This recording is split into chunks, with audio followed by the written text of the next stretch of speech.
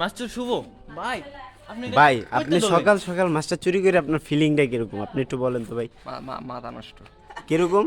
মাথায় নষ্ট। আচ্ছা না আপনার যদি অনন্য কাহিনীটা চুরির কাহিনী যদি আপনাকে ধরতে পারতো আপনার কি অবস্থা হতে পারতো?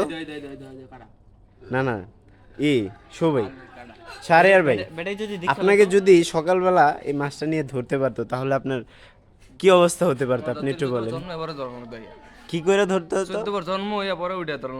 আচ্ছা তারপর তাহলে আমরা আপনার এই মাছটা কত টাকা সেল করতে চাচ্ছেন?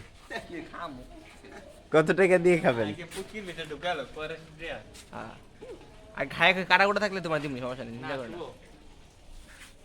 ওই চাইলে আছে না চাল সহ এইটি ধরে আনতে ওই চাইলে কি জাল অলরেডি